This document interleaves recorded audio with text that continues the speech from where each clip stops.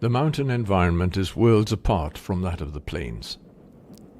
Here there's sufficient moisture for moss to survive, and even to create interesting abstract art on the rocks. The fierce heat in the lowlands, especially in summer, causes huge evaporation problems for the succulents. But here, high up, it's generally wetter and cooler, and suits them better in their efforts to conserve the water they've already managed to collect. They seem happy to make friends with the dampness of the moss.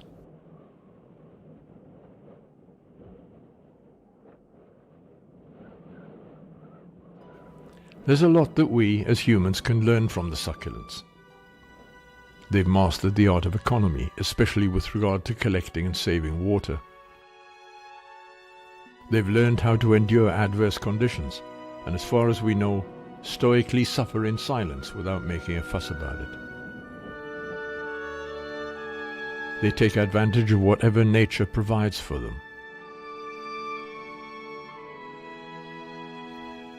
As we saw earlier, if succulents are lucky enough to end up with their roots in channels and depressions where water is likely to collect, or where there is runoff from the surrounding rocks, they have a better chance of surviving than plants that are in the dry.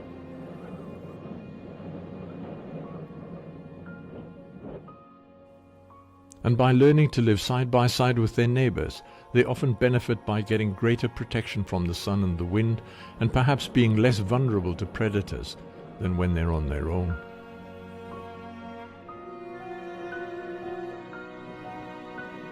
Getting away from the desert sun for even part of the day greatly reduces the evaporation that these small plants have to endure.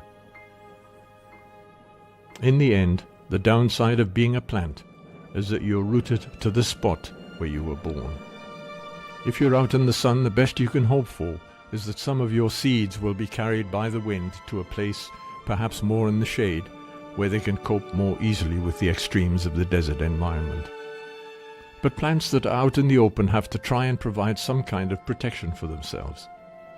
The hair that some of them develop to improve their water harvesting ability, as we saw earlier, now comes in useful as insulation that helps to protect them from the heat of the sun, and creates a layer of still air next to their skin which helps to reduce evaporation. Others produce a kind of waxy layer as their leaves dry out during the summer. This reflects away some of the sun's desiccating rays and helps to protect the new leaves hidden beneath them. The outer leaves sometimes sacrificing themselves till conditions are right for the new life to emerge in the next growing season. Evolution is constantly on the move, probing and testing the boundaries, searching for better survival strategies than those currently in place. In this respect, the desert areas of southern Africa are a living laboratory where, on a miniature scale, an ongoing arms race is being played out between tiny succulent plants on the one side and the harsh climatic elements that surround them on the other. In deserts, if you're a succulent, summer is the time for hiding away. Winter is the time for showing off. When the flower season comes, all the survival questions are finally answered. What worked and what didn't?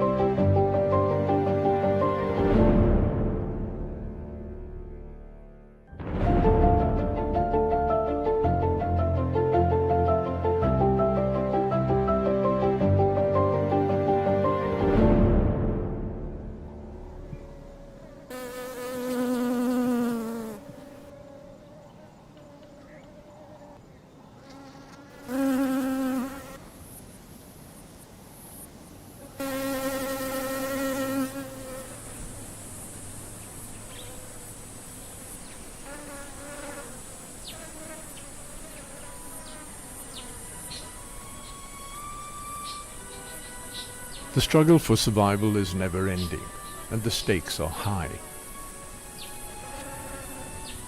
Many will fall by the wayside, but those that survive the extremes of the desert climate display their success with the profusion of their flowers.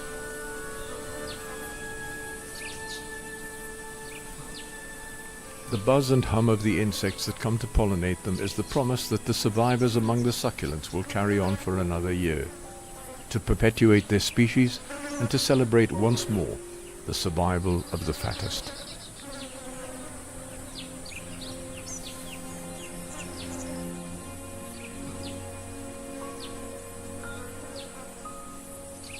How tall are they? 5 meters, 6 meters, 7 perhaps? And what is the age? They must be in excess of 150 years. But 150, 200 years they could easily be. An indication is the dry leaves at the bottom, because every ring of leaves indicates a season. Okay, start counting, George.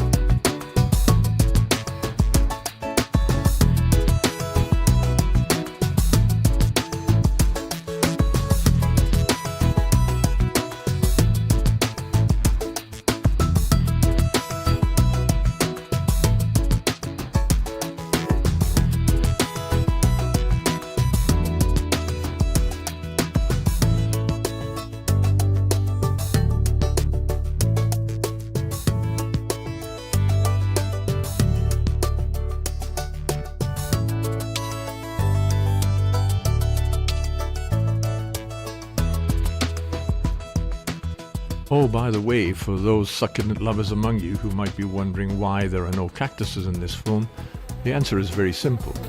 It's because there are no naturally occurring cactuses in southern Africa.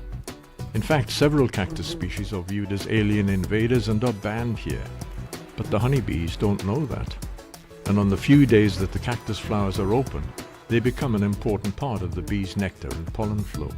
Since honeybees are already endangered mainly because of industrial agriculture and our destruction of their habitat, it's an interesting man-made conservation dilemma.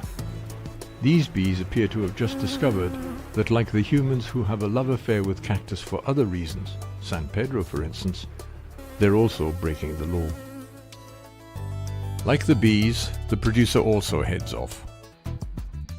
In search of another project? Perhaps into the desert again with the 3 explorers. Or maybe just into the wilderness.